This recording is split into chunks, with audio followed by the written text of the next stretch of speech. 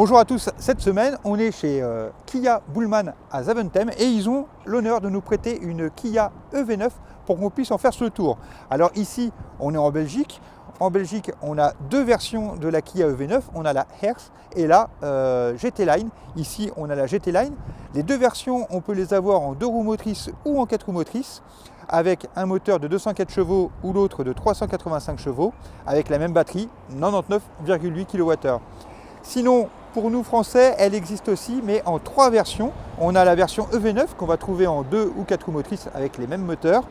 On va trouver la Hertz en 2 roues motrices et puis la GT Line qui, elle, sera exclusivement en 4 roues motrices. Les prix en Belgique vont s'étaler à peu près de 71 000 à 86 000 pour vraiment l'option complète. Et puis en France, on va être de plutôt 73 000 à 86 000. Quand je dis pour la Belgique 86 000, en fait c'est cette version-là. Je vous dévoile déjà le prix, mais elle est à 86 000 celle-ci, parce qu'en fait, normalement la GT Line 4 roues motrices c'est 81 000, mais celle-ci elle a quelques options en plus.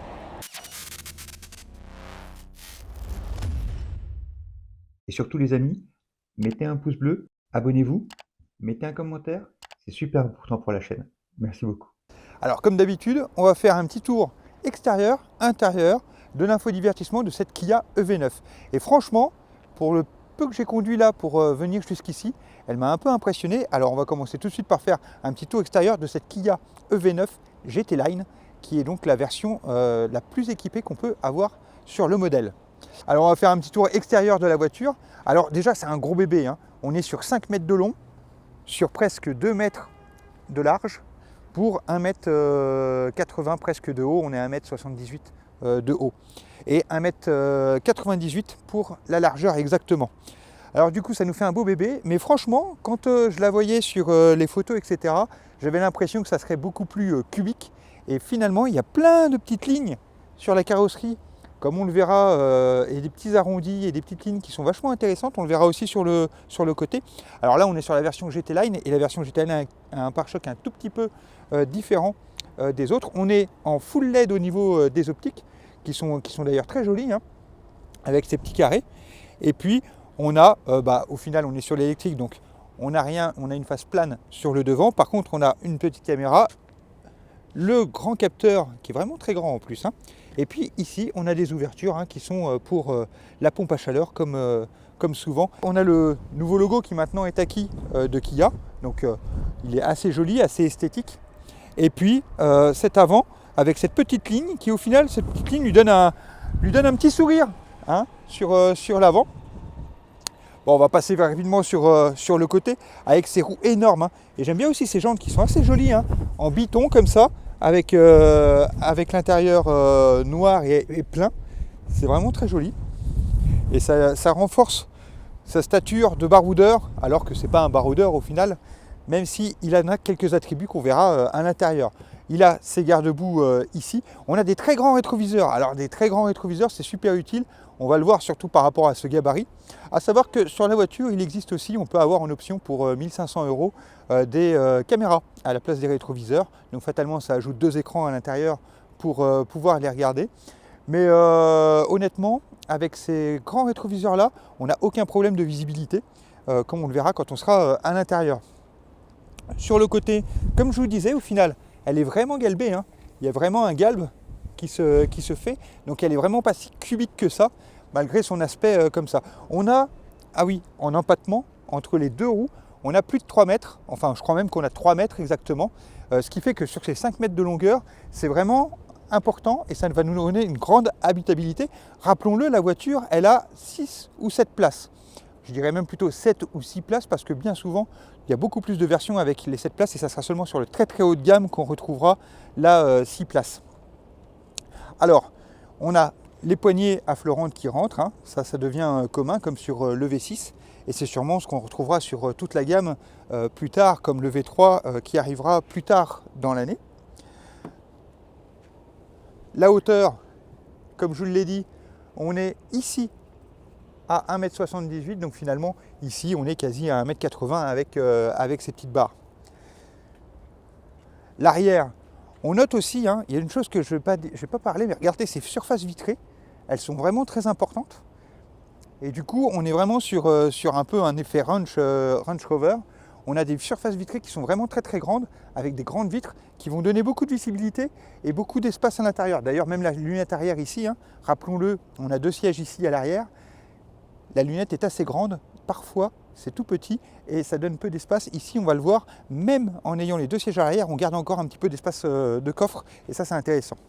Pour l'arrière, on note que là, on a un petit côté, si on prend ça en plus petit, on a tout simplement le Kia e-Niro. Donc on retrouve la marque et pareil, hein, on a des courbes, donc c'est assez sympa. Donc après ce petit tour, je vous propose de directement regarder un petit peu le coffre de la voiture. Haillon électrique pour celle-ci. Hop, et regardez. Donc là, on a une configuration 7 places sur cette voiture. Et regardez, là, on a les 2 sièges arrière qui sont levés et pourtant, on garde un coffre qui est assez important. On peut facilement mettre quelques bagages ou même encore les courses très facilement dans cette voiture. On dispose d'un petit double fond. Alors, petit double fond qui va peut-être pas forcément nous permettre de pouvoir y ranger les câbles, quoique je pense que dans cet espace, on doit pouvoir mettre un câble.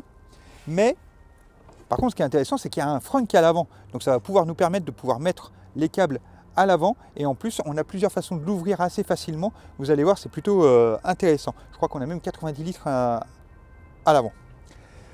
Concernant ici l'arrière, bon, on va regarder un petit peu ce que ça donne en espace. Mais on va déjà regarder quand même un petit peu ce qu'on a sur les côtés. Alors, si on regarde, ici, on dispose d'une prise 12 volts. On a ici un petit bouton de sécurité pour pouvoir ouvrir le coffre depuis l'intérieur. On a des petits crochets, très simple. Et puis on a, ça c'est chouette, on a une prise 220 volts. Donc c'est super intéressant d'avoir une prise 220 volts. Et d'ailleurs, du coup, ça veut dire qu'on a le V2L et même on a plus que ça, on a le V2G. Mais ça on en parlera un petit peu plus quand on parlera de la recharge et de la batterie de la voiture. Toujours est-il qu'on va reprendre un petit peu l'arrière et on a 4 boutons ici. Alors si on regarde bien ces boutons, là, on va pouvoir baisser et lever indépendamment les 2 sièges de la rangée, de la 3e rangée, et on va pouvoir aussi baisser les sièges de la 2e rangée. Alors je vous propose qu'on le fasse tout de suite, et puis avant d'aller voir les places arrière, regardez tout simplement ici, on baisse, et puis on a le premier siège qui s'abaisse. Je vais appuyer sur le 2e bouton, et on a le 2e siège. Renotez aussi également que vous avez les appuis, vous voyez, qui se mettent automatiquement. Et résultat, il s'abaisse. Et là, c'est intéressant parce que ça nous fait un plancher complètement plat pour une grande surface au final où on peut mettre là vraiment beaucoup d'espace. Donc, même en gardant 5 places, on peut avoir énormément d'espace. Et le fait que ce soit plat, c'est intéressant parce qu'au final, on peut très bien être toujours en configuration 5 places et puis finalement n'utiliser les 7 places qu'en cas de besoin. Donc, le fait qu'elle existe en 7 places ou 6 places, en fait c'est même du coup la seule option sur la voiture. On ne peut pas la trouver en 5 places. Quel intérêt, puisqu'au final, même sans les sièges présents, au final on a une très bonne surface de chargement. Alors je vais baisser les autres sièges avec tout simplement un bouton. Alors là on est beaucoup plus, hop là, je me suis trompé de bouton, hop, et là on est beaucoup plus mécanique, mais encore une fois on est quasi plat sur la totalité, ce qui va pouvoir nous permettre de vraiment transporter des grandes choses à l'intérieur de cette voiture, et ça c'est vraiment très confortable. À noter que, pas pour les sièges avant, pas pour la 2e rangée où c'est mécanique, mais par contre pour la rangée de derrière, vous voyez qu'on peut électriquement les faire revenir. Ce qui du coup, en pensant que la 2e rangée on ne va pas souvent la baisser, et là c'est vraiment pratique parce que très facilement on va passer en configuration 5 ou 7 places avec simplement 2 boutons sans faire d'effort. Hop, il y a juste les appuis-têtes à relever. Alors là où ça va être intéressant, c'est que vous allez voir, mais on peut aussi le faire dans le système d'infodivertissement, ce qui fait que du coup c'est pratique, on n'a même pas besoin forcément de sortir et d'appuyer ici pour pouvoir passer de l'un à l'autre. Voilà un petit peu pour, hop, je referme, voilà pour l'arrière et le coffre du véhicule. Maintenant, on va passer au siège arrière parce que vous allez voir, il y a beaucoup d'espace avant de passer au siège avant. Et regardez un petit peu l'espace qu'on a à l'intérieur. On s'en doute, ça va être très confortable. Alors déjà, vous pouvez constater la place qu'il y a déjà avec un plancher plat. Ça, c'est très chouette. Donc on a des sièges qui sont vraiment très jolis, on en reparlera un petit peu à l'avant. Mais il faut savoir que la voiture est entièrement les sièges sont entièrement en cuir recyclé, etc. Vous allez voir, c'est très intéressant, on en parlera un petit peu après. Je vais déjà rentrer et me mettre à l'intérieur. Et comme vous pouvez le voir, le siège avant est réglé pour moi. Et regardez un petit peu l'espace que j'ai à l'arrière. C'est vraiment extraordinaire. Il y a vraiment énormément de place. Alors qu'est-ce qu'on a dans cette voiture aux places arrière? On a un petit vide-poche ici, qui est en plastique, avec des petits élastiques. Alors il y a une chose que je ne vous ai pas montré non plus. Regardez ici, il y a des petits boutons sur la porte. Et alors ici, on a les sièges ventilés et les sièges chauffants sur 3 positions. 1, 2, 3, 1, 2, 3. Qu'est-ce que ça veut dire? Ça veut dire qu'on a les sièges arrière, ici, qui sont chauffants et ventilés sur 3 positions chacun. Franchement, le luxe, hein, le grand luxe. Bon, faites le tour de l'autre côté, on va regarder un petit peu plus à l'intérieur de ces places arrière. Alors vu la place qu'on a à l'arrière, je vais en profiter pour vous parler un petit peu de ces sièges, qui sont les mêmes à l'avant. Et alors on a des sièges qui sont faits de plusieurs matières, donc on a un cuir complètement vegan, et puis, alors il y a une association, en fait, ils recyclent des filets de pêche pour faire une partie des sièges ou des matériaux dans la voiture. C'est vraiment très intéressant. Et en plus, c'est une matière qui est vraiment agréable au toucher. C'est pas du cuir, mais on y retrouve une certaine sensation. Et le fait qu'il soit ventilé et chauffant, c'est vraiment génial. Autrement, qu'est-ce qu'on a sur cet arrière? On a un accoudoir central avec 2 porte-gobelets. Alors là, vous allez me dire, il est peut-être un peu bas, mais vous voyez, on a plusieurs positions possibles pour le relever, pour trouver sa position la plus adéquate. Autrement, outre ce grand plancher plat qui est super agréable, on a aussi 2 porte-gobelets qui sont ici sur la console centrale. L'intérêt de ces porte-gobelets, c'est qu'au final, ils sont plutôt bien placés ici, parce que ça veut dire que même le conducteur ou passager peuvent quand même mettre aussi une boisson ici qu'ils peuvent attraper facilement, et aussi bien à l'arrière également de la même manière, sans encombrer l'accoudoir. Autrement, en dessous, on a une petite pochette ici avec un petit vide-poche. On ne l'a pas ici, donc elle n'est pas complètement toute option, mais on ne l'a pas ici. Mais normalement ici, on a un petit tiroir qu'on peut tirer avec une petite tablette sur le dessus. Ici, on n'a pas cette option, mais il existe cette option qui est pratique parce qu'au final, du coup, ça va remplir le passage central si on est deux. Je pense, alors à vérifier, mais je me demande si c'est peut-être pas une option qui existe que sur la 6 places et qui n'est pas sur la 7 places. Ça sera à vérifier. Autrement, je vais vous montrer l'accès aux places arrière. Alors regardez ici, on a un petit bouton. Si j'appuie sur le petit bouton, hop, le siège se lève, ce qui permet un accès facile aux places arrière. Alors je vais en profiter sans sortir de la voiture. Hop là, regardez, je me déplace quand même assez facilement de mon 1,80 m. Hop, et je vais m'installer à l'arrière. Bon, là, à l'arrière, c'est quand même un peu plus compliqué d'être vraiment confortable, mais il y a quand même une ou deux choses qui sont intéressantes. C'est-à-dire que, regardez, ici, là, je ne sais pas si vous le voyez bien, ici, on a la possibilité d'abaisser le siège ou de le relever. Regardez. Et ça, c'est plutôt chouette parce que ça peut nous permettre de gagner un petit peu en confort et même de se reposer un peu le cas échéant. On peut noter qu'on a un petit USB-C qui se trouve à côté ici. Donc ça, c'est plutôt chouette. Et puis on a des petits crochets comme ça. Et on dispose aussi de 2 porte-gobelets qui peuvent servir de rangement ici. Donc ces places arrière sont peut-être à réserver un peu plus à des enfants. Mais en tout cas, c'est super sympa d'avoir quand même tout ce confort sur ces places-là. Alors voilà pour les places arrière. J'ai juste oublié de vous citer une petite chose. C'est que, hop là, regardez, on a sur les sièges, je remonte dans la voiture, regardez ici, on a des petits USB-C. Alors ils ne sont pas sur la console centrale, mais on a des petits USB-C de chaque côté par la petite appendice ici, qui vont permettre de pouvoir recharger facilement et d'utiliser n'importe quel objet connecté à l'arrière. Je trouve ça original de l'avoir pour une fois sur les sièges et non sur la console centrale. En plus, au final, ça peut permettre d'être plus facile parce qu'on n'a pas du coup un câble qui va traverser sur le bas dans lequel on va peut-être se prendre les pieds. Là, c'est quand même une bonne astuce, je trouve. Alors, une dernière chose, on va parler un petit peu de ces portières à l'arrière. Je me mélange un peu, il y a tellement de choses sur cette voiture qu'au final, on en oublie presque quelques petits trucs. On a des petits pare-soleil, tout simple, qui se mettent sur les fenêtres. outre ce store, je voulais aussi vous parler, je refais le tour, restez ici. Et vous allez voir, on a un superbe toit panoramique qui se trouve ici et qui est plutôt sympa. Et puis on a un store ici qui s'active électriquement.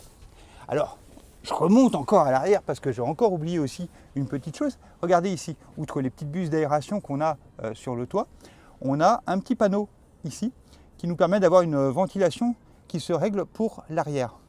Donc c'est plutôt pratique parce que ça veut dire que les passagers arrière disposent aussi de leur propre climatisation qu'ils peuvent régler indépendamment du reste. Allez, on passe à l'avant. Je vais vous montrer juste ce que je vous disais, le frunk à l'avant. Alors pour ce, je vais ouvrir la portière et juste appuyer sur un petit bouton. Hop, et j'ai ouvert le capot à l'avant. De manière très simple, hein, on a une petite poignée comme dans toutes les voitures pour ouvrir le capot avec, de manière manuelle. Mais on a un petit bouton où en pressant 2 fois, eh ben, on peut ouvrir le capot. Et ça c'est plutôt sympa parce que du coup c'est un capot qu'on va peut-être pouvoir ouvrir un peu plus souvent parce que regardez justement, eh ben, on se retrouve avec un petit espace qui est plutôt sympa parce qu'on peut y mettre quand même beaucoup de choses. Comme là vous pouvez voir, on a le chargeur maison, enfin surprise secteur. Ici on a le T2 et puis encore une petite mallette en dessous. Donc au final on peut y ranger tout ça à l'intérieur sans qu'on soit gêné et hop là, sans qu'on perde d'espace à l'intérieur, et ça c'est vraiment agréable. Allez, maintenant il est temps de passer à l'intérieur. Et on va commencer comme toujours par la portière. Alors on a une belle portière, une grosse portière imposante, mais qui est du plus bel effet. Regardez un petit peu ces jeux de texture. Là on a un tissu qui est peut-être bien le recyclage du filet de pêche. Ici on a un petit cuir vegan agréable. On a du plastique qui est très très légèrement moussé. Et puis on a, alors parce qu'ils en gardent quand même un petit peu sur leur voiture, là on n'a pas un piano black mais on a un piano gris. Alors on en retrouve un petit peu dans la voiture sur les volants, des petites touches. Finalement en gris comme ça, c'est plutôt agréable, mais on verra, mais c'est peut-être moins salissant dans le futur que le piano black. Alors sur ce panneau de porte, on retrouve comme à l'arrière des réglages finalement des sièges chauffants et des sièges ventilés. Donc pour l'exemple ici, on a les sièges chauffants et les sièges ventilés sur 3 positions également. On a le volant chauffant. On a 2 positions de réglage de siège et on a aussi également le siège massant qui va nous proposer, on va le voir dans les menus, mais qui va nous proposer plusieurs positions et plusieurs systèmes de massage.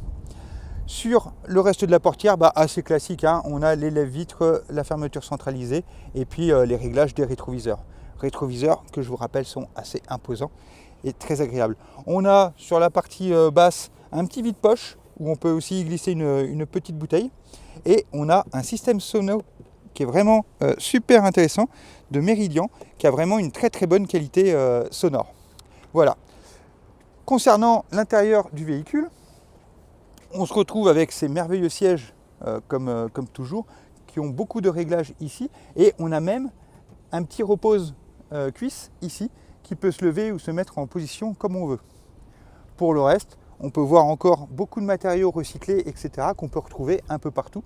Mais ça, on va le voir plus en détail quand on sera à l'intérieur. Alors, je vous invite à rentrer dedans. Alors voilà, on est maintenant à l'intérieur de la Kia EV9, au poste conducteur. Et franchement, alors, non seulement on est très très bien installé dans cette voiture, on a, hop, je vais même m'avancer un petit peu, on est très très bien installé au volant. On a un petit volant, ça on va le voir, on va faire le tour un petit peu des boutons. On a un toit ouvrant qui là pour le coup se règle ici avec le bouton. C'est ici aussi d'ailleurs qu'on a le panneau, le petit bouton pardon, qui nous permet de baisser ou de lever le store qui se trouve sur le toit vitré de l'arrière. Et puis profitons d'ici et puis on a les petites lumières.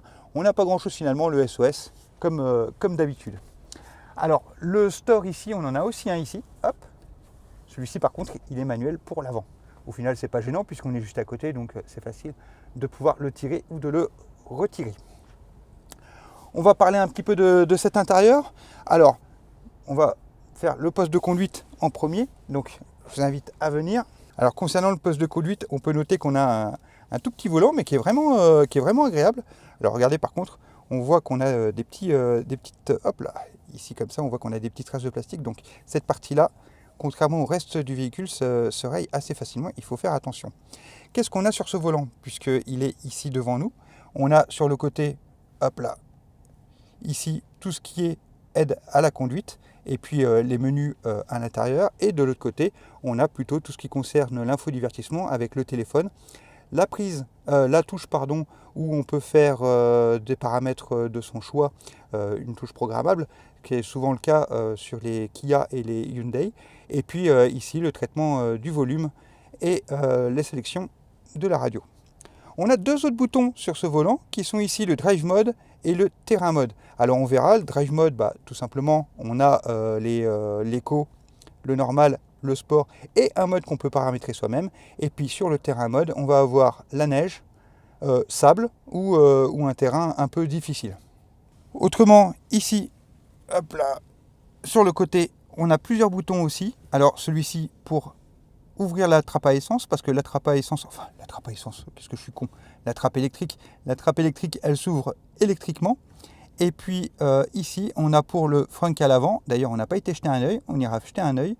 Et puis pour ouvrir le coffre aussi, et puis pour désactiver l'ESP. C'est marrant, ici on a de nouveau le parking qu'on retrouve de toute façon sur le levier de vitesse ou sélecteur de vitesse plutôt, qui se trouve ici. Avec, vous pouvez noter le bouton EV ici, qui est au final le bouton de démarrage de la voiture. Donc en fait, quand on rentre, on doit déjà appuyer sur ce bouton pour allumer tous les écrans, et une deuxième fois pour pouvoir allumer le moteur, pour pouvoir ensuite après sélectionner sa vitesse. On a sur la console centrale plusieurs boutons, avec ici des petits boutons qui sont en surimpression sur la planche de bord.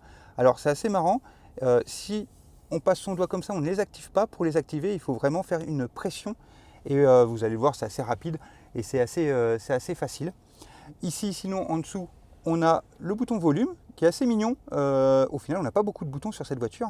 On a un petit bouton volume qui se trouve ici, et puis des aérateurs, on en a 4 au total. Notez aussi également cette petite ligne bleue ici qu'on retrouve sur l'ensemble du tableau de bord et qui va sûrement donner un très bel effet le soir. Si on continue en dessous, on a les boutons pour régler la température et puis la ventilation, ainsi que mode. Alors mode, c'est tout simplement pour la ventilation qu'elle arrive en bas, en haut ou sur les pieds, de face ou sur les pieds. Et puis on a le warning qui se trouve ici. Si on descend encore un peu plus bas, on a les prises. Alors là on retrouve, si vous pouvez revoir mon essai sur la Hyundai Kona, mais ça on retrouve à peu près le même système, avec ici un USB qu'on peut sélectionner ici simplement avec le bouton. Tout simplement, si on est sur le blanc ici, on va simplement recharger, et si on est ici, on va être connecté aussi à l'infodivertissement. Et d'ailleurs, Apple CarPlay et Android Auto sont sans fil dans cette voiture, ce qui est vraiment agréable. Donc au final, même ça, c'est pas forcément super utile. À côté, on a un autre USB, et puis on a une prise 12 volts qui s'active et qui se cache derrière tout simplement un petit loquet, ce qui n'est pas plus mal, parce qu'encore une fois, on n'y va pas souvent sur cette prise. Même, on n'y va plus du tout, pour être honnête. La console centrale. Alors, on va parler un peu de cette console centrale qui est assez imposante et en même temps qui est très utile. Alors déjà, si on repart un petit peu vers l'avant, on peut voir qu'on a un espace ici qui est assez intéressant parce qu'il peut nous permettre de mettre son sac. Alors, si vous vous souvenez, il y avait un espace similaire dans la Fiat 500, on n'est pas du tout sur le même gabarit, mais j'en parle simplement parce que sur la Fiat 500, c'était simplement le sol qui était directement là, alors que là, ils nous ont fait un petit casier avec des rebords pour éviter que ça circule trop.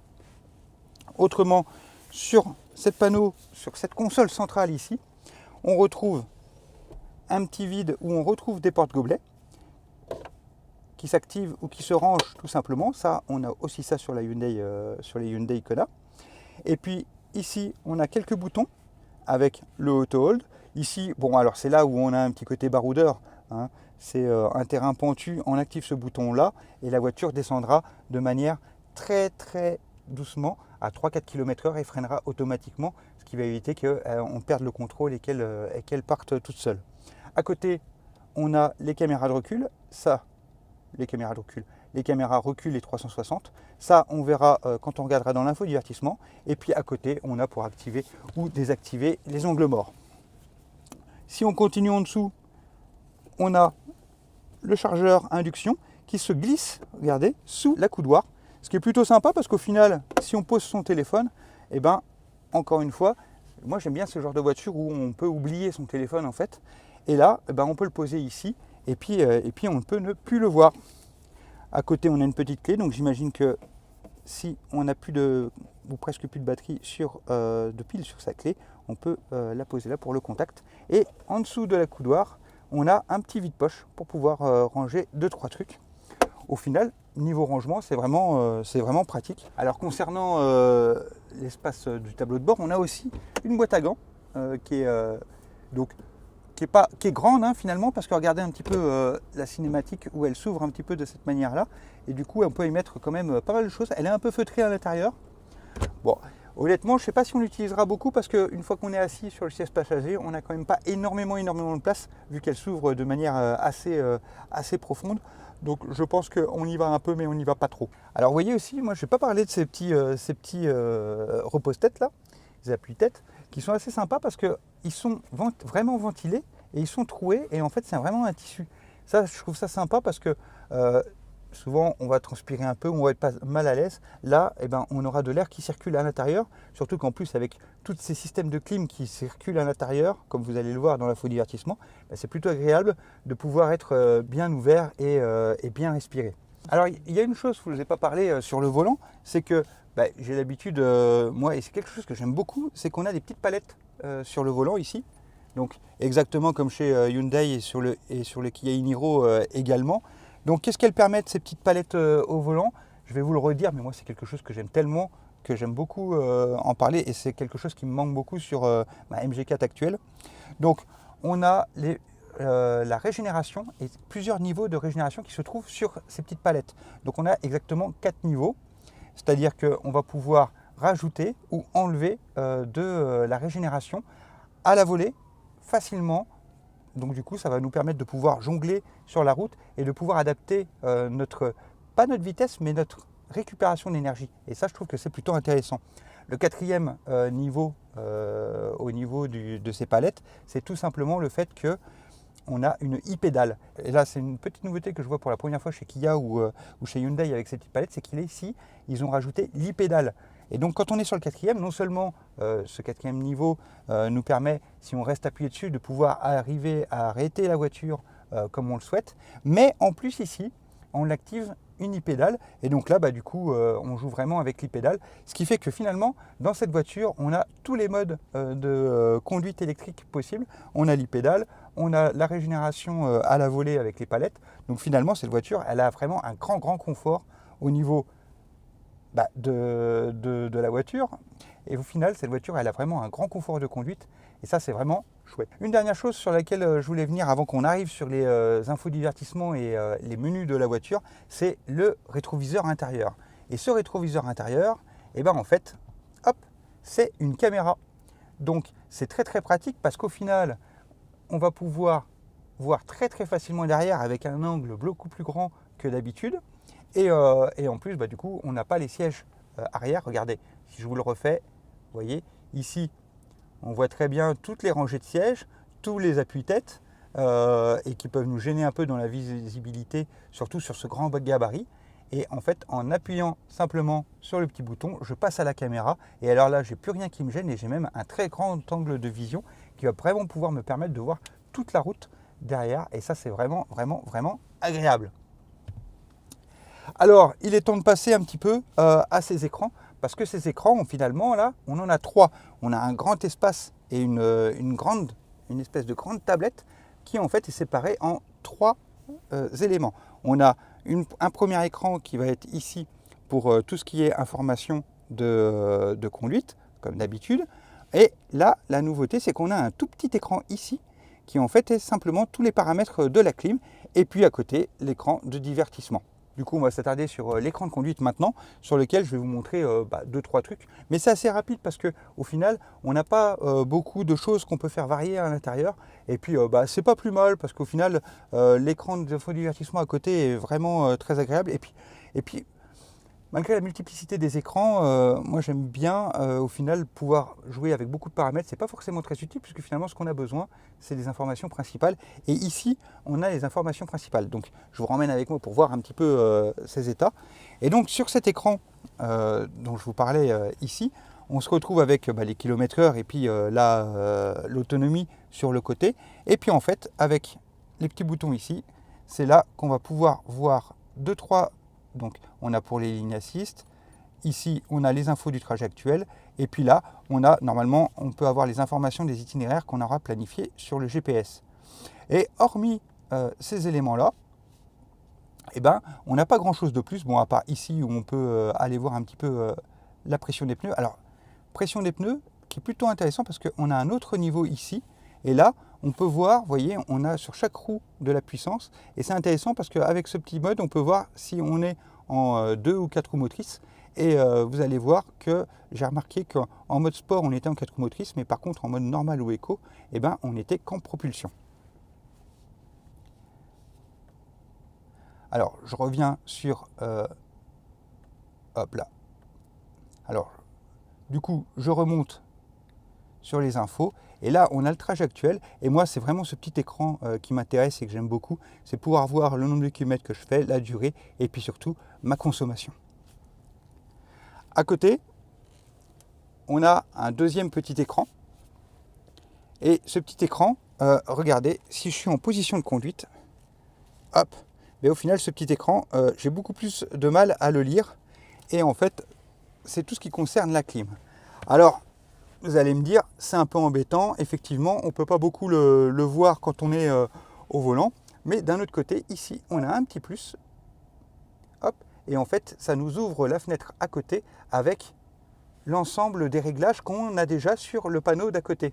Donc finalement, on a le panneau d'à côté avec quelques petites informations, mais on retrouve sur le panneau d'infodivertissement, en appuyant simplement sur le petit X ici, la petite croix qui devient un X, hop, on arrive sur le panneau de climatisation qui peut nous permettre de faire tous les réglages importants.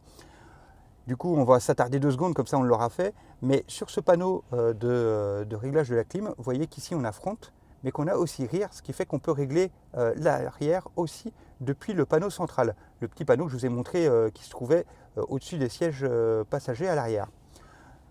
Autrement, sur ce petit panneau ici, on peut quand même aussi appuyer et faire des petits réglages. Mais effectivement, comme on l'a ici, hop, au final, il n'y a pas trop d'intérêt de vraiment trop se balader. Ce qui est plutôt agréable parce qu'au final, ce petit panneau, comme il n'est pas très lisible, on s'en fout puisque finalement on a la croix, c'est ça le principal pour qu'on puisse régler ce qu'il faut. La seule chose que je note, c'est que ici par contre on n'a pas le dégivrage automatique qui lui semble rester principalement réglable ici.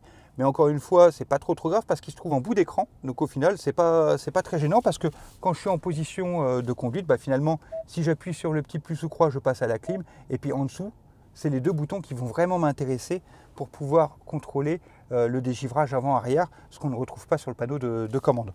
Donc finalement, je trouve pas ça très gênant. Alors on va partir dans l'infodivertissement maintenant.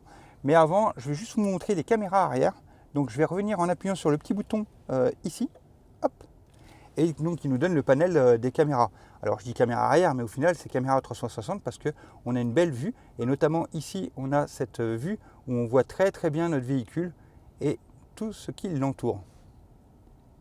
Hop, les abords. Et ici, comme chez les autres modèles de Kia, on a hop, la possibilité de voir différentes versions de chaque caméra si on veut avoir un peu plus de précision à un moment donné sur l'un ou l'autre des éléments.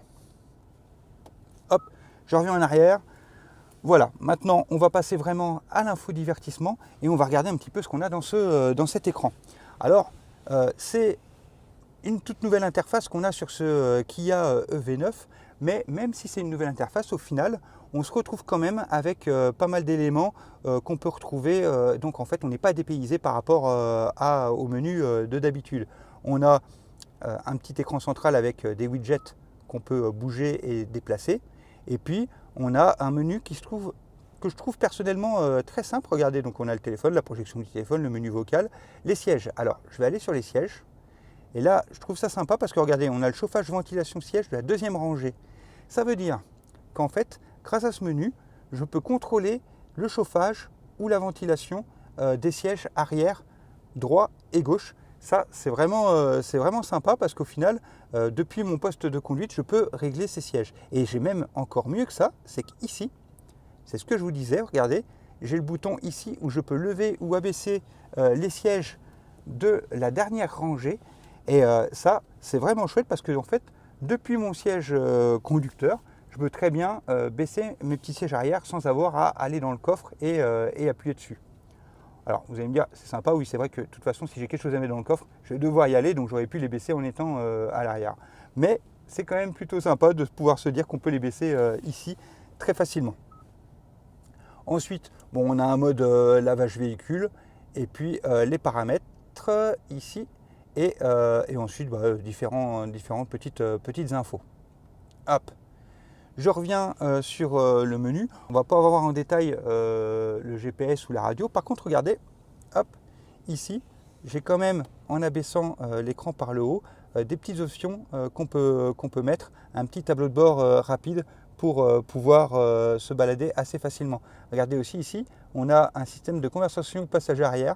Donc, je ne l'ai pas testé, je ne sais pas ce qu'il donne. Ah si, ben voilà, regardez. Donc, si j'appuie là, en fait, il y a des haut-parleurs à l'arrière. Alors, je ne sais pas si on les entend ici, mais nous, on les entend un petit peu. Ce qui va nous permettre de pouvoir parler plus facilement avec la rangée derrière. C'est assez drôle, c'est assez comique. Je n'avais jamais vu ce genre de système, c'est plutôt sympa. Alors, on revient sur l'ensemble du menu et on va plutôt aller dans les paramètres. Et alors là, les paramètres, on a pas mal de choses. Donc, on a le véhicule où on va pouvoir régler toutes les assistances de conduite. On a un bruit moteur. Alors, bruit moteur, c'est un peu rigolo de pouvoir se dire de mettre du bruit plus ou moins fort quand on accélère ou pas avec la voiture. Personnellement, je n'y vois pas trop d'intérêt. On se retrouve avec la possibilité de régler aussi des sièges. Alors là, on a par exemple une option que je trouve sympa, le point d'appui intelligent, disponible en mode conduite sport ou HDA.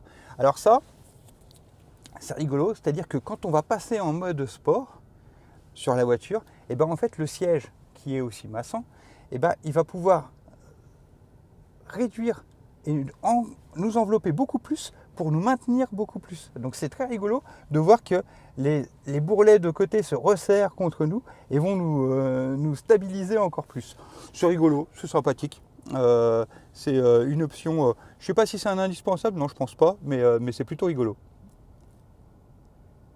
Ah, je vous en parle en même temps qu'on est dans les menus, mais on a une clé numérique. Alors ça aussi c'est chouette, la clé numérique. Ça veut dire que bon, non seulement on a la clé normale, non seulement on peut mettre la clé sur son téléphone de manière classique par l'application Kia Connect, mais également on peut tout simplement sur iPhone la mettre dans son wallet comme une carte bancaire ou autre, et puis finalement avoir sa clé dans son wallet de téléphone. Sympathique. Et du coup, tant qu'on parle de la clé numérique, j'ai oublié de vous parler d'un petit bouton. Enfin, un petit bouton, c'est pas tout à fait un petit bouton, mais regardez ici, sur la console centrale, on a un petit œil noir. Et en fait, ce petit œil noir, eh ben, c'est tout simplement un lecteur d'empreintes digitales. Donc ça veut dire qu'on peut également paramétrer son empreinte digitale et démarrer sa voiture avec l'empreinte digitale.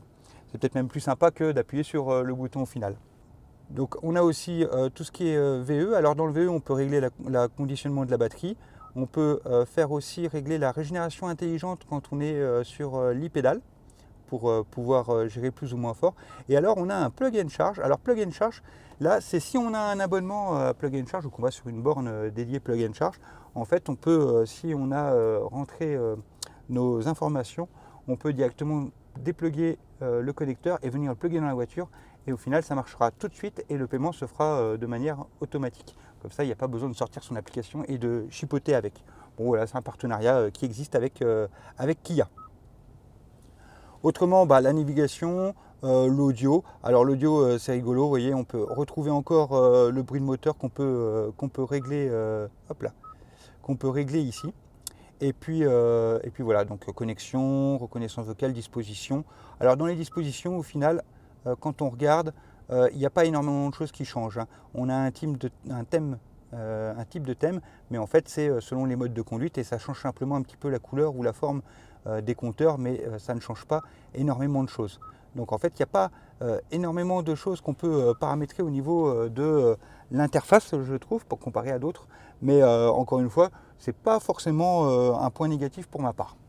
Donc sur la voiture, on a aussi boutons. Donc on a 2 boutons personnalisables qui se trouvent ici. Et puis sur le volant également. Et donc on peut assigner plusieurs choses de notre choix. Tout est noté dedans. Bon, on va pas y aller, je l'ai déjà parlé sur la Hyundai Kona si vous voulez aller voir un petit peu la chose. Hop, et puis voilà. Alors on a fait un petit peu le tour, je vais juste revenir sur les widgets et je voulais aller un petit peu sur l'aspect du VE où là on va avoir le statut de notre batterie et puis on va pouvoir régler des programmations de charge, des limites de charge, des choses comme ça et puis suivre aussi toute sa consommation et son suivi d'informations au niveau du VE. Alors voilà, on a fait le tour un petit peu de cette infodivertissement. Je vais vous montrer une dernière chose que je trouve sympa, c'est sur le siège massant. Donc je vous avais parlé du petit bouton qui se trouvait dans la portière. Regardez l'écran ici. On peut voir que j'appuie dessus et vous voyez, on a 4 positions pour le bassin, les lombaires, le corps entier ou alors tout simplement le désactiver. Et c'est vraiment agréable et les sensations sont vraiment chouettes. Je vois qu'on a paramètres. Donc on peut, sur les sièges, le massage de confort, on peut régler aussi l'intensité et puis la durée des massages dans les réglages. Réglages du coup qu'on a obtenu de cette manière-là, mais qui au final se trouvait aussi, hop là, si je vais dans les paramètres, en fait, véhicule, siège, il se trouvait au fait aussi, pardon, siège ergonomique, non, et finalement il se trouvait aussi ici, où on pouvait le régler depuis les menus. Donc en fait, ce menu, alors je finis sur les sièges massants, qui sont vraiment très agréables, franchement, c'est très chouette. Ces différentes méthodes, on les sent bien, on peut régler l'intensité, la durée, je trouve ça vraiment agréable. Et puis le fait que le petit bouton soit, comme le volant chauffant d'ailleurs, soit sur la portière, je trouve ça vraiment pratique et accessible et ça ne nous gêne pas. C'est pas le genre de choses qui nous gênent dans l'interface. Je trouve que dans cette voiture, pour en revenir à l'ergonomie, au final, je trouve que c'est vraiment très chouette parce qu'on a plusieurs zones en fait. On a ici sur la portière la zone qui va concerner le confort des sièges et le volant chauffant, je le rentre dans cette catégorie.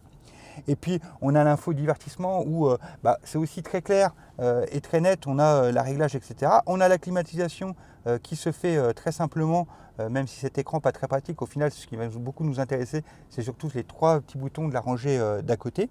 Et puis on a l'écran central qui nous donne les informations qu'on a besoin et qui sont nécessaires. Donc en fait ce système, je le trouve vraiment très très clair, très très net et très pratique. Je ne vous ai pas parlé qu'on avait aussi un affichage tête haute. Bon, personnellement, c'est pas quelque chose qui m'attire, mais ici, sur l'affichage tête haute, on a aussi plusieurs réglages qui sont possibles et on peut rajouter des infos à l'intérieur de cet affichage tête haute pour être un peu plus clair et un peu plus précis dans sa navigation ou dans ses informations de sécurité. Donc voilà, on a fait le tour complet. Je vous propose qu'on reparte vers la concession pour aller rendre ce véhicule. Et puis, ma foi, on fera notre petite conclusion sur place. Et je vous parlerai bien sûr de tout ce qui est recharge, batterie, prix, etc. Alors, il y a une dernière chose que je voulais vous montrer parce que je trouve ça vraiment superbe. C'est qu'elle peut avancer et reculer toute seule. Alors, sur la télécommande, je vais lui dire, hop, d'activer le mode conduite autonome. Enfin, conduite autonome. On s'avance sur ce terme. Mais regardez. J'appuie sur le bouton, elle se met en marche et en fait, tant que je reste à 5 mètres de la voiture avancera. Bien sûr, si un obstacle est devant son chemin, elle s'arrêtera, mais sinon, elle avance. De même manière, j'ai un autre petit bouton, vous voyez, je l'ai relâché, la voiture s'arrête et sur l'autre bouton, je vais tout simplement repartir en arrière. Et regardez, la voiture repart en arrière toute seule. Hop, et je relâche et elle s'arrête. Alors ça peut paraître gadget, mais au final des fois si on rentre dans un espace qui est vraiment exigu ou qu'on aurait un petit peu de mal à sortir, et bien finalement très simplement on peut ressortir avec la clé et en faisant avancer la voiture toute seule ou la faire reculer toute seule. Ça, c'est un petit truc tout bête, mais moi, en tant que geek, ça m'éclate. Alors, je propose de faire une petite pause dans la vidéo et je suis ici à Monthermé. Je viens d'y passer pour le week-end, donc on est dans la vallée de la Meuse et ce mois, c'est dans les Ardennes et c'est un coin magnifique. Mais je ne suis pas ici pour vous parler de ça, je suis ici pour vous parler de mon premier partenariat sur cette chaîne qui se trouve avec l'application Encharge. Alors l'application Encharge, c'est une application qui est gratuite, vous pouvez la télécharger dès maintenant par le lien d'ailleurs que vous pouvez trouver en description. Et cette application, elle est vraiment sympa parce qu'en fait elle peut vous permettre de gagner des kilomètres. En gagnant ces kilomètres, vous allez pouvoir les échanger contre des bons d'achat ou contre même des kilomètres gratuits justement sur des bornes de recharge. Mais alors vous allez me dire comment on fait pour gagner ces kilomètres? Eh bien c'est tout simple, parce qu'en fait ça ne demande pas grand chose, hein. Encharge c'est vraiment très simple. Vous allez télécharger l'application, vous allez dedans et en fait tout simplement on va se retrouver vers des bornes de recharge et quand vous passez vers des bornes de recharge, ils vont vous demander de remplir quelques informations, prendre une photo de la borne, mettre un petit descriptif de ce qui se passe, de ce qu'il y a. Et en fait, grâce à ça, vous cumulez des kilomètres et ces kilomètres, vous pouvez les échanger par des bons d'achat. Alors, je vous propose d'aller voir directement dans l'application. Et ce qui est sympa, c'est que vous avez remarqué, je ne suis pas en voiture électrique. Et en fait, on n'a pas besoin d'être en voiture électrique, on n'a pas besoin de recharger sur la borne pour pouvoir participer aux différents événements. Alors, on a des petits défis, hein. Ça se présente par des petits défis. Vous voyez, là, je me suis géolocalisé. Et puis, on voit que, justement, il détecte qu'ici, je ne suis pas loin d'une borne. Et donc, je peux cumuler 3 km en prenant une photo de la borne. Donc, je vais cliquer et appuyer sur, hop, j'accepte le challenge. Hop, j'ai pris une photo de la borne que je valide. Alors je peux prendre autant de photos que je veux, hein. Je vais prendre une photo plus proche, voilà. Je vais me contenter de ces deux photos, donc je retourne dans la galerie. J'ai pris sur le premier la place de stationnement, donc je vais du coup mettre place de stationnement. Et le deuxième photo, c'est la borne de recharge. Je fais télécharger, et voilà. Et j'ai cumulé 6 km, parce qu'en fait on gagne 3 km par photo. Et donc là, comme j'ai fait deux photos, j'ai gagné 6 km. J'ai aussi l'autre, hein, je peux me checker. Donc j'arrive ici, je clique sur check. Alors, comment s'est passée votre expérience? On n'est pas obligé, encore une fois, d'avoir la voiture. Donc là, vous voyez, je suis à pied, je viens de me balader un petit peu, je passe devant la borne, j'active l'application. Et puis, du coup, comment s'est passée votre expérience? Mon expérience, c'est juste d'être venu à la borne. Donc, c'est pas trop mal.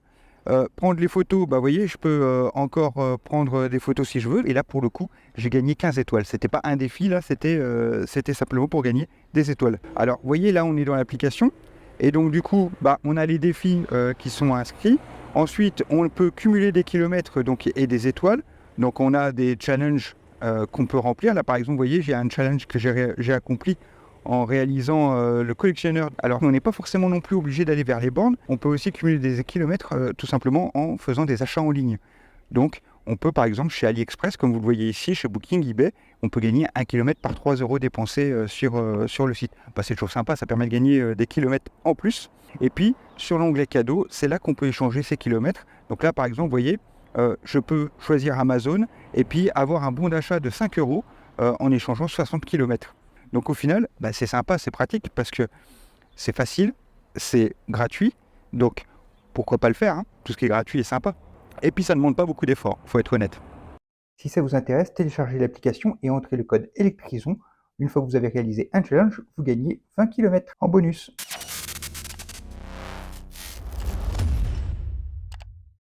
Donc du coup là, ce que j'aime beaucoup, c'est pas être au volant, hein. Regardez, là je suis en mode régène, je suis à 0, donc je suis en roue libre et le feu rouge vient de passer et j'appuie sur ma palette. Hop, et à chaque fois, et voilà, et je vais jusqu'à l'arrêt. Bien sûr, pour utiliser ce mode-là, il faut vraiment anticiper parce que c'est pas systématique. C'est pas à l'instant on appuie sur la palette et on la maintient, la voiture s'arrête. Il faut être capable d'anticiper. Mais une fois qu'on a les bons réflexes, hein, encore une fois, moi j'ai eu une Hyundai Kona pendant quelques années. Et du coup, j'avais ces palettes et je m'amusais et j'utilisais quasi jamais mes freins, je jouais qu'avec ces palettes. Et je trouvais ça vraiment très intéressant parce que ça me permettait vraiment de pouvoir jouer. Dès que j'avais une grande descente, je me disais tiens, grande descente, je vais me mettre en roue libre pour gagner de la vitesse, ou alors je vais me mettre en régène 2 pour ralentir un petit peu, en régène 3 parce que là il y a un gros virage en épingle, enfin des choses comme ça. Et résultat, ça permettait très simplement de pouvoir jouer ou varier. Ou alors là, mon autre solution sur cette voiture-ci, que je trouve pas mal, c'est que je me mets à fond et je deviens e-pédale. Alors je ne sais pas si on voit là sur l'écran, mais ici en bas, il y a un petit truc vert qui est en fait le e-pédale. Et donc le e-pédale vient de s'activer. Et là, j'ai même plus besoin de toucher finalement les palettes. C'est vraiment, j'appuie sur la pédale, je relâche, elle freine automatiquement. À savoir qu'en plus, on l'a peut-être vu dans les menus, je ne sais plus, mais dans les menus, on peut régler la régénération si elle va être forte ou pas quand on est en mode e-pédale. Bon, perso, j'ai plus la palette sur ma MG4. Alors là, je vais rester avec les palettes parce que j'adore jouer avec ça. Donc j'enlève le e-pédale. Hop, là on est au feu rouge et je vais me mettre en mode sport. J'ai le siège qui me resserre et je vais démarrer et je fais un démarrage assez rapide. Alors je suis qu'à 50 km/h parce que je reste en ville, même si ici je crois que oui, ici c'est 70, mais je suis resté à 50 et l'accélération est vraiment fulgurante. On sent vraiment j'en parlerai après, mais les 385 chevaux de la voiture. Alors faut savoir, je vais en parler tout de suite un petit peu, mais la voiture, donc celle-ci est la GT Line en 4 roues motrices, et donc 4 roues motrices, 385 chevaux avec une batterie de 99,8 kWh qui est en fait la batterie qu'on retrouvera sur toutes les versions. On est sur la GT Line, comme je l'ai dit, avec 4 roues motrices, mais à savoir que les 4 roues motrices, on les a en mode sport. Si on est en mode normal ou en mode éco, on sera en 2 roues motrices, ce qui au final est déjà bien suffisant. Donc ce qui veut dire qu'on a 385 chevaux en mode sport, mais que je soupçonne qu'on ait les 204 chevaux de la version propulsion sur le mode éco et normal. Ça sera peut-être une chose à vérifier aussi auprès du concessionnaire ou de vos essais vous-même. Alors, je vais me remettre en mode normal. Hop.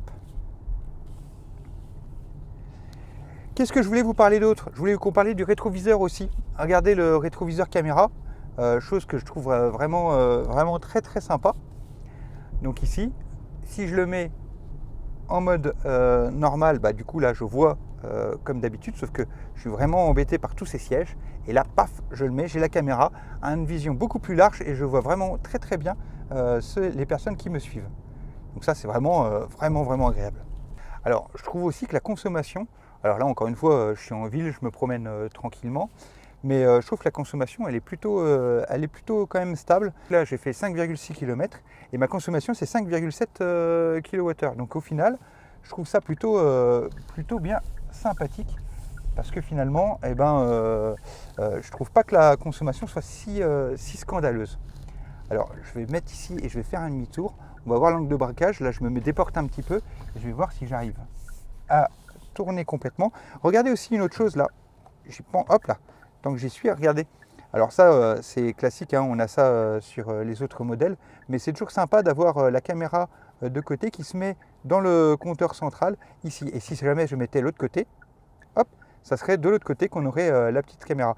Alors ça, si vous ne connaissiez pas ce système, c'est un petit système qu'on retrouve chez Hyundai et Kia. Et moi, j'aime beaucoup, je trouve vraiment sympa. Même si au final, encore une fois, là, tant qu'on est en conduite, on a des rétroviseurs qui sont vraiment énormes et qui nous permettent vraiment d'avoir une très très bonne visibilité sur l'arrière et sur tous les angles. Hop, on va attendre encore un petit peu avant de tourner.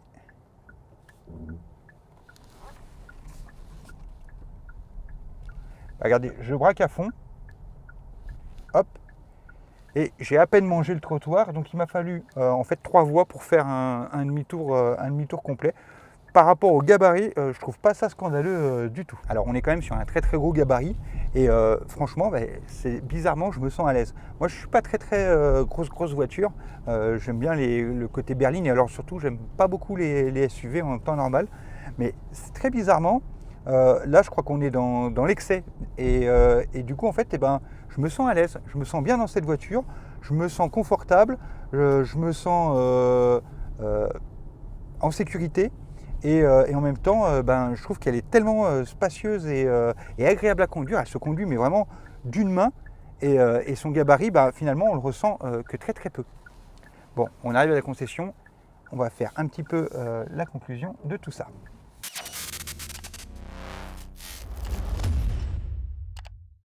Alors ici, on a la trappe de recharge. Donc on va parler un petit peu de la recharge de la voiture. Et en fait, tout simplement, je fais un clic et elle s'ouvre électriquement. On a aussi un bouton à l'intérieur de la voiture qui, je vous l'avais montré, qui permet de pouvoir aussi ouvrir. Et puis ici, on a le petit bouton qui permet de le fermer. Alors, sur la voiture, on a la recharge standard qui, elle, va être jusqu'à 11 kW. On n'a pas la 22 sur celle-ci, bizarrement. Enfin, bon, en même temps, c'est pas trop grave. Et puis sinon, on a le combo CCS où là, par contre, on a l'option 800 volts. Et là, on va pouvoir monter à plus de 240 kW sur une borne de recharge rapide. Ce qui veut dire qu'on va passer de 10 à 80% en 24 minutes, quelque chose comme ça, ce qui au final est très très rapide. Rappelons-le, elle a une batterie de 99,8 kWh. Donc ça c'est plutôt agréable.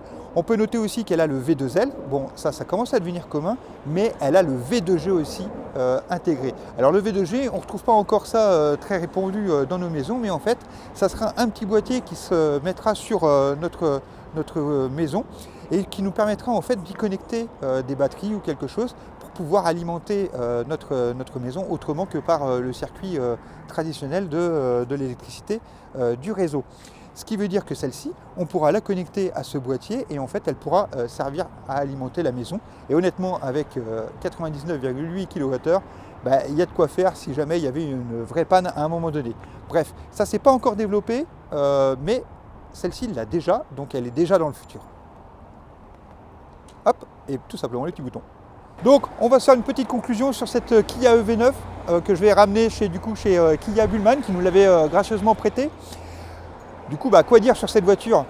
Vous allez me dire, je dis toujours du positif des voitures, mais au final, oui, les voitures, elles sont faites pour tous. Et du coup, chacun peut trouver sa voiture, chaussure comme sa chaussure, peut trouver sa voiture à son pied. Résultat, cette Kia EV9, moi je l'aime beaucoup. Je l'aime beaucoup parce que je ne suis pas habitué à ce genre de gabarit. D'habitude, j'aime pas ce genre de gabarit. Et là, il ne me gêne pas. Je trouve qu'elle est vraiment très très agréable à conduire, très facile. À la limite, il y en a qui lui reprochent peut-être d'être trop intrusif dans ses clignotements intérieurs quand on conduit. Mais honnêtement, on retrouve ça chez Kia et Hyundai d'une manière générale. Je trouve qu'à partir du moment où la voiture clignote, nous a fait un avertissement, c'est qu'on a fait quelque chose qui nécessite un avertissement. Donc c'est souvent parce qu'on va dépasser de quelques km/h une limite de vitesse, mais dans les faits, on n'a qu'à pas dépasser la limite de vitesse. Donc pour moi, c'est pas forcément un désavantage, surtout que c'est des choses qu'on peut déconnecter en plus. Mais sur ce reproche qu'on lui fait, moi je ne suis pas forcément d'accord. Sinon, autrement, on a une très grosse batterie. On a vraiment de la puissance, hein. Franchement, pour les 2,8 tonnes du véhicule, elle se déplace vraiment très facilement. Donc moi je suis assez heureux de cette voiture et l'habitabilité elle est juste exceptionnelle, phénoménale. Après on peut lui reprocher son prix, hein. C'est vrai que c'est quand même un fameux budget, mais en même temps c'est le porte-étendard de la gamme Kia, donc c'est le haut de gamme pour montrer ce qu'ils savent faire et comment ils le font. Et force est de constater qu'ils ne le font pas si mal que ça, parce que vu en plus la qualité de finition de la voiture, allez, on va lui reprocher peut-être un ou deux plastiques comme sur le centre du volant, mais à part ça, elle est vraiment très bien finie avec des matériaux de qualité et des matériaux soignés. Donc voilà, je crois qu'on va pouvoir s'arrêter là-dessus. Alors c'est une voiture qui n'est peut-être pas faite pour tout le monde, mais je pense que ceux qui l'achètent, ils en seront forcément heureux.